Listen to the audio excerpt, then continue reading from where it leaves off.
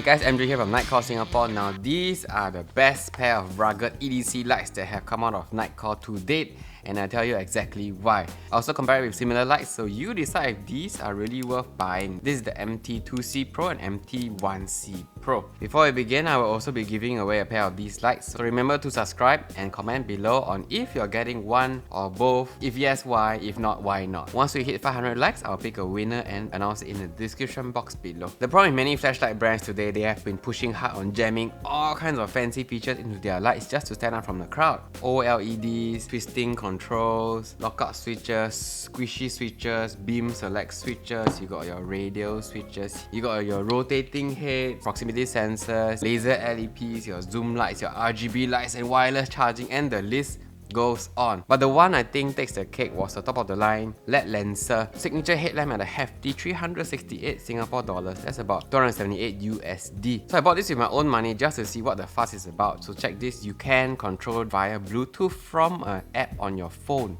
So there's even a haptic motor inside that vibrates the headlamp, so you know when the battery is low or when you've confirmed or reached the maximum or lowest setting by twisting the dial thing here. So out of the box, I honestly didn't know how to operate the headlamp without reading the manual. I also can't imagine needing to use a phone to change settings on a headlamp in the middle of a mountain climb. What if my phone died? What if the headlamp died? Can I replace the battery? No, it's a built-in battery. Can I charge it via USB-C if I have my power bank? No, it has a proprietary magnetic charging port, so if I lose the cable to charge this, I'm also in trouble. So do you see where some brands are going? Do we really need such complexity in a headlamp? Just because you can doesn't mean you should. The more fancy things you build into a light, the more points of failure it has.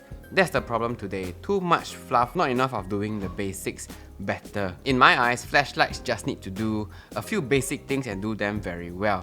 So first up is to help me see clearly up to 100 meters out. Right, be small and light so it's easy to carry. Be able to use one hand in hammer fist this way so it's easy to control when you're doing something else. Right, must have removable battery so I can swap it on the go and there's no downtime. And lastly, be waterproof so I don't have to worry about rain killing my lights when I need it most. When I say waterproof, I mean completely submersible. There are many lights out there that say they are waterproof or weatherproof, but if you look at the IP ratings, only IP65, only IP68 can be submerged in water. So all of the above sounds reasonable, yes, but you'll be surprised at how many lights out there that don't pass the above requirements. Even within Nitecore's range, they are heavily skewed to small flood beam lights which can't hit 100 meters without turbo. A lot of them have built-in rechargeable batteries which make the light become dead weight when the battery dies. So Nitecore knows this, that's why they've designed the MT1C Pro here and MT2C Pro. Right, these are simple, easy to use, very compact spot beam lights that have no equal in Nitecore's range. They both work exactly the same, they have the same design, just different battery sizes, hence the difference in length. So here's why they are so amazing. First up is the ridiculously amazing beam with Nitecore's new UHI LED. You have to understand, for something this small to do 320 meters at 1000 lumens is unheard of. So name me a 1000 lumen light of this size that can match 320 meter distance. In Nitecore's entire range, none. Right? All the 1000 lumen lights of this size can only do half that distance. It's all because of the new UHI LEDs in here, smaller yet brighter. Because the LED is smaller, you can sit it in a deeper reflector and still get the same ratio as something like the MH40 Pro, right? Just shrink it down into a smaller size. So this was never possible before. Right? Some of you might say, wait, there is another 1000 lumen light. It does 600 meters. That's the Spira's M4. Lengthwise is similar, but the bezel is far from small. So look at the difference. This uses a large TIR lens to match the larger LED. They couldn't go the reflector route like the MT1C Pro because that would have increased the length of it if they put a big reflector here. So because of this wide bezel, I also cannot pocket the M4. With the MT1C Pro, I can pocket this. So that ultimately means that this MT1C Pro to date holds the record for the smallest 1000 lumen light with the furthest beam distance in all of Nitecore's range. Today, Nitecore is the only brand in the world that can make such bright LEDs of this size. The lights that they are going to put out in the coming year will blow your mind. I've tried several of the new prototypes and they are going to leave every other manufacturer in the dust. So remember to subscribe if you want to get a first look at these new prototype models. Right, so moving on to the MT2C Pro. Now this does a crazy 520 meters at 1800 lumens. Again, name me a 1800 lumen light of this size that can match 520 meter distance. That's right, none. You might bring up the LEP lights from Well2 or Ace Beam, right? Those types like this one here will reach 900 meters in this tiny beam. But these type of spot beams are not useful because there's no spill light around them, right? This is spill light, this has no spill light. Yes, this hotspot reaches 900 meters, but what am I going to do with something like this? Right, all I can see is a spotlight circle. For a 520 meter beam, traditionally you need a larger bezel, something like this, the MH25 Pro here. Right, look at the size difference. For this light to reach 520 meters at the same brightness, it needs to be this big. The next closest competitor is the MH12 Pro. Right, it's brighter, yes, but the MT2C Pro still has double the beam distance at the same brightness. You can't beat the runtime of the MH12 Pro because of the much larger 21700 battery, but that's the trade-off. Smaller size, lighter weight for lesser runtime. If we match size for size, the closest, most recent one will be the EDC 33, right? Also using UHI LEDs, but again the MT2C Pro has double the beam distance at the same brightness. Now you can turbo the EDC33 to hit 450 meters like this, right? I'm holding turbo button, but this lasts only a few seconds before it gets way too hot and you have to dial it down again. The biggest downside of the EDC33 is built-in batteries. Once it dies, it's dead weight. MT2C Pro, just swap out new batteries and you're good to go. They do have a lockout switch here on the EDC33 that some say is a winner, so you don't have accidental activation. But you can also lock out the MT2C Pro by doing it the old school way. Just unscrew the head a little bit and it's locked out. Right, done. No need to over-engineer an over-complicated lock switch that could break over time. So the size to beam performance is clearly superior in all ways for the MT2C Pro. The controls are simple, just one button at the back, hammer fist grip, so you have full control while holding or doing something else. If you need to see near, just click to cycle. Done. You need to see far, cycle back up. Once you're done, back down again. The button is completely protected so you won't get accidental flashes with exposed buttons like the ST20 here. Right, I just bump it a little bit and it might strobe. While running, they accidentally bump the light and then it fires off. So this also means that it can tail stand perfectly on the table this way.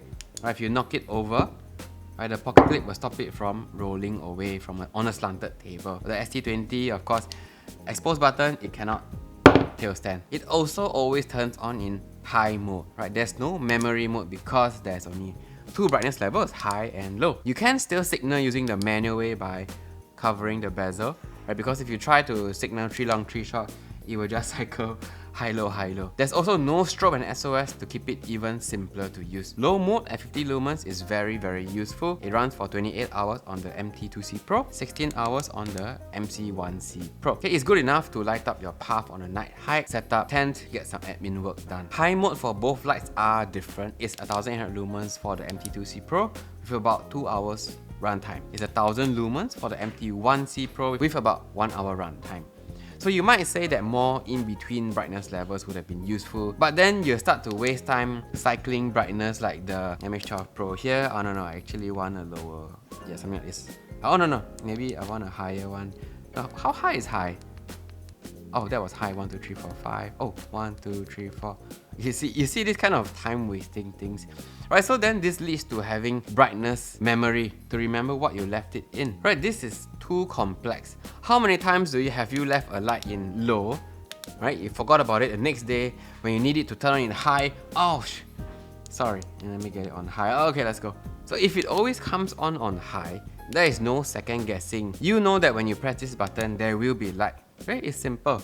In real world use, the high mode at 1800 lumens, there is a noticeable drop in brightness after 30 seconds, right, to about 900 lumens, and then there's a slow decrease over 20 minutes before the light stabilizes at 600 lumens. The MT1C Pro behaves the same way, right? All lights will do this to prevent overheating and damage. You can force it to stay on high by continuing to turn off and on the light, but it will get so hot that it becomes hard to hold on to, okay, because of how small this is. Someone also asked if I can swap the heads of the light. Will I get longer run time? Actually, no. I tried it. You can swap the lights, but the brightness is determined by battery output. Even if I take the MT2C Pro head and pop it on the body of the MT1C, it will only still turn on at 1000 lumens. And because this battery here outputs 3 amperes, the MT2C Pro battery outputs about 6 amperes, which allow you to get it up to 1800 lumens. Right, which means if you buy an upgraded 4000 mAh battery like this with 10 ampere and put it in the MT2C Pro, you will get a slightly longer runtime. If you use a lower end battery like the 2600 mAh, right, this only does 2 amps, you can only get 1000 lumens on the MT2C Pro. Right, so battery output and quality matters. Not all 18650 batteries are the same. That's why the price is so different. Look at the continuous discharge current rating.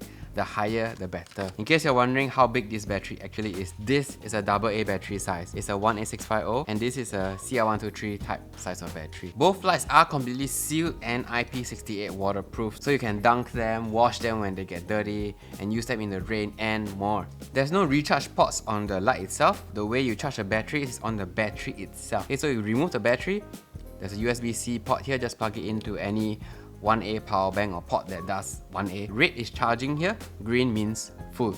It takes about 4 hours to charge the MT2C Pro battery and about 2 hours to charge a smaller MT1C Pro battery.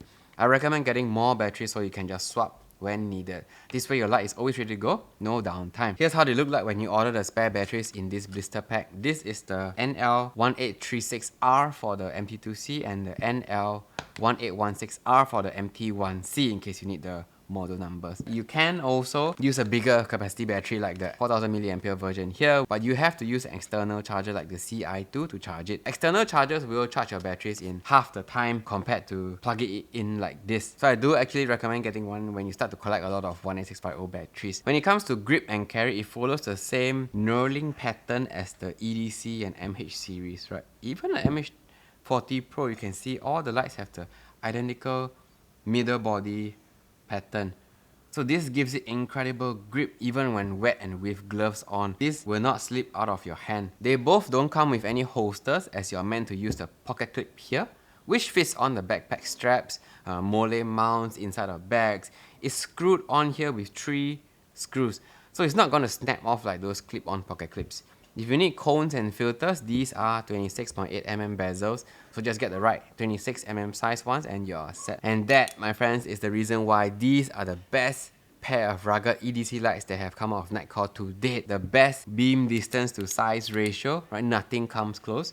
One-handed hammer fist grip, so it's easy to control when you're holding something else. Removable battery, so you can swap it on the go. No downtime. And lastly, completely waterproof, so you don't have to worry about bad weather killing your lights when you need it most. It does everything a modern flashlight should do and does it incredibly well. No fluff, just all performance, all value for the things you need most. So the next time someone tries to sell you a Bluetooth app controlled RGB rotating touchscreen flashlight, you know better. Just more potential points of failure. These are all available at nitecorelights.com. Links are in the description box down below. Remember, this channel is not endorsed or paid by Nitecore. I started this channel to talk about the lights that I sell, and every order you make from us directly helps us make better quality videos. So will you be picking up a pair of these new MT lights? Let me know in the comments below and I'll see you on next one. Right, MJ signing out.